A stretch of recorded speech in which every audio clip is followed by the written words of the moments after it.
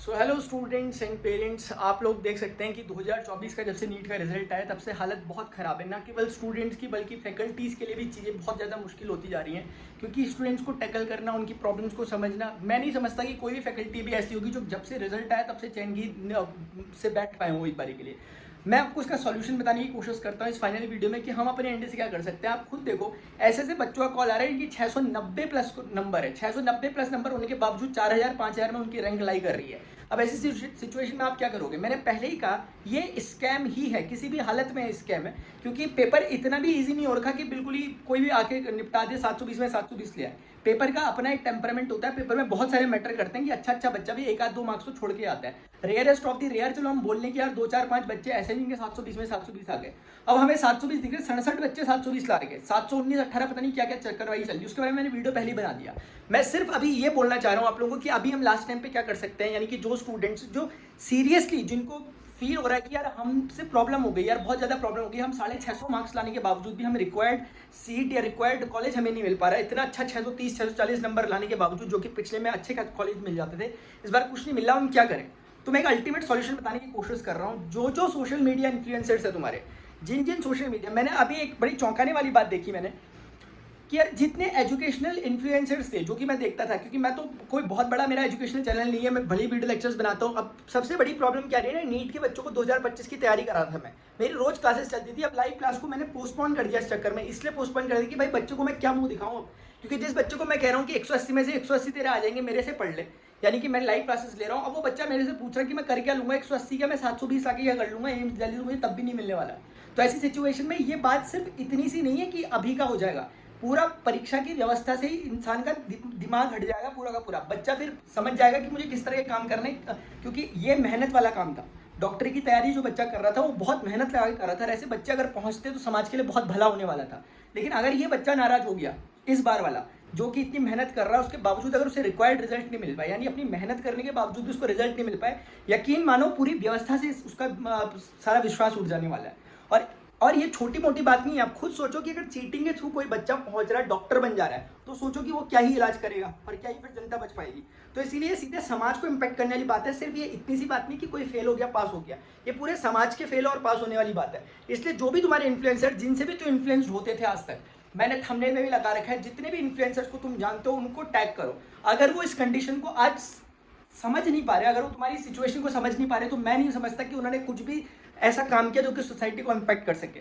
मैंने जितने भी एजुकेशनल क्रिएटर्स हैं, बड़े बड़े एडटेक है, मैंने भी किसी एडटेक को ऐसा एक रिवोल्यूशन डालते हुए अभी खास तौर से देखा नहीं इस मुद्दे पे, क्योंकि उस मुद्दे पे उनके पास इतना सब्सक्राइबर बेस होता है, उनके पास इतना कहीं ना कहीं एक ऑडियंस बेस होता है कि उनकी बात सुनी जा सकती है। वो चाहे तो सीधे अथॉरिटी से डायरेक्ट कनेक्ट हो सकते हैं। लेकिन ऐसी सिचुएशन में भी अगर वो कोई स्टैंड नहीं रख रहे, जो कि थंबनेल में तुम्हें दिखाया गया, थंबनेल में मैंने लगा रखे हैं, अगर वो अभी ऐसी कंडीशन में अगर कुछ भी इन्फ्लुएंस नहीं कर पा रहे हैं, किसी को किसी अथॉरिटी से मिल नहीं पा रहे, अपने एंड से कुछ कर नहीं पा रहे, तो बेकार है उनका सब कुछ काम करना। उन सब ने क्या कर रखा, सब जितने अटैक्स देखने में आ रहे हैं, सबने अपने अपने AIR को पकड़ लिया कि भाई ये मेरा ये मेरा ये मेरा। लेकिन उस स्टूडेंट का क्या, जो कि सर्वाइव कर रहा है अभी की सिचुएशन में, 690 नंबर आने के बावजूद भी कुछ नहीं कर पा रहा, उसके बारे में कोई नहीं सोच रहा, क्योंकि सबने अपने अपने टॉपर्स, सबका ध्यान इसी में कि अपने अपने टॉपर्स को खींच लो कि भाई ये हमारा ये हमारा ये हमारा। लेकिन कोई इस चीज़ को देखने की उसमें नहीं है कि पूरा पेपर ही एक स्कैम है।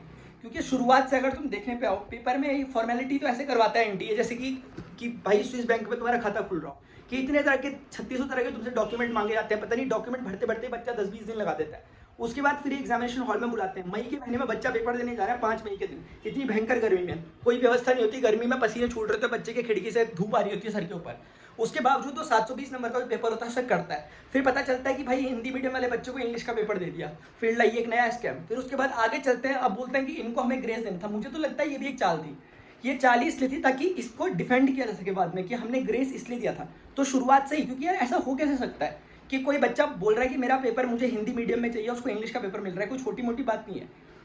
क्योंकि इतने नेशनल लेवल वाले, तुम्हारे बस का ही नहीं है 25 लाख लोगों को झेलना, तो कर क्यों रहे हो, फीस क्यों ले रहे हो, क्यों ये सब कुछ ड्रामा कर रहे हो? अगर तुम्हें लगता है कि तुम पेपर कंडक्ट नहीं करा सकते, मैं समझता हूँ UPSC के हाथ छोड़ दो सारी बात। UPSC अपने आप कंडक्ट कराएगा पेपर, UPSC का ट्रैक कराएगी, वो उसके उसमें इस तरह की घपलेबाजी कभी नहीं होती। लेकिन NTA में लगातार ही चलती आ रही है। एक बार हो और छोटी मोटी हो तो हम मान ले, पूरे बच्चे के भविष्य का सवाल है, सिर्फ बच्चे के नहीं, बच्चे के पेरेंट्स के भविष्य का सवाल है। वो लोग उसके साथ लगे हुए थे, बच्चा अपने घर में रह के कुछ पढ़ रहे हैं, कुछ बच्चे बाहर बाहर जहाँ जाके पढ़ रहे थे। कोटा जैसी जगहों में जाकर, राजस्थान में जाकर लोगों ने इतनी गर्मी में बच्चे ने अपने शहर, अपने होम टाउन से दूर रह के 2-2 साल 3-3 साल की तैयारी की।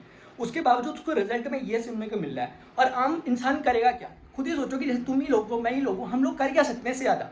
हम यही करेंगे क्या बस? कि मैं इसलिए बोल रहा हूँ, एक बार ये जरूर लिखो, #ShameOnNTA, इसको टैग करो, इसका वायरल हो जाना चाहिए सब कुछ पूरी तरीके से। एनटीए तक पहुंच तो गई आपकी बात, और डेफिनेटली कुछ ना कुछ हो जाएगा। लेकिन जितने इन्फ्लुएंसर्स हैं उन सब पर भी आप लोगों को प्रेशराइज उनको करना ही पड़ेगा, ताकि वो लोग अल्टीमेटली इस पर वीडियो बनाए और अपनी हाई अथॉरिटीज तक वीडियो को पहुंचाने की कोशिश करें।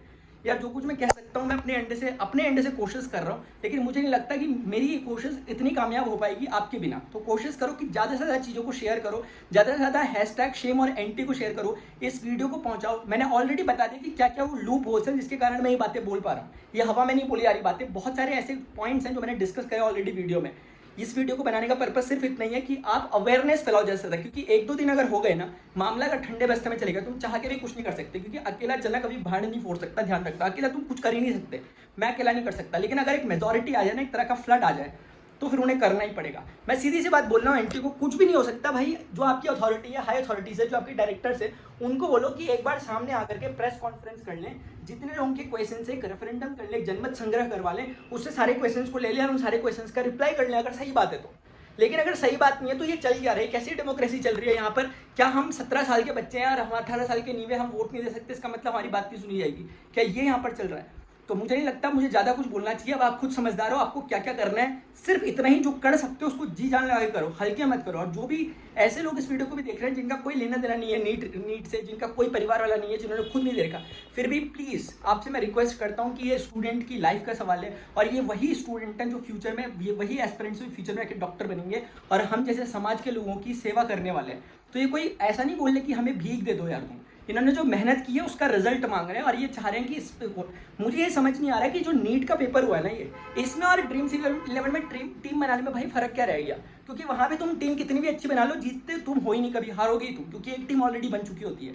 सेम सिनेरियो यहाँ पहले ही बन रहा है कि तुम कितना भी अच्छा पेपर दे दो ना, तुम 720 में 720 690 करके आ रहा बच्चा, उसके बावजूद तुम्हें रिजल्ट नहीं मिला। इसका सीधा सा मतलब ये है कि टीम पहले ही बन चुकी थी, पहले ही प्लानिंग हो चुकी थी। एक ही हॉल से, एक ही सेंटर से 8-8 लोग 720 नंबर, 719, 718 नंबर ला रहे हैं। 718, 719 का कोई सेंस इनका है नहीं, फिर भी वो जस्टिफिकेशन ऊटपटांग तरीके से दे रहे हैं। तो तुम आप समझ सकते हो कि यार बहुत बेकार सिचुएशन जा रही है, वर्स्ट हो रही है। अगर इस बार ऐसा हो गया, मैं नहीं समझता कि आगे कोई बच्चा नीट की प्रिपरेशन करेगा। मैं नहीं समझता कि कोई फैकल्टी उत्साहित हो पाएगी नीट के लिए बच्चों को पढ़ाने के लिए। मेरा खुद भरोसा टूट गया, मैं एज ए एजुकेटर बता रहा हूँ।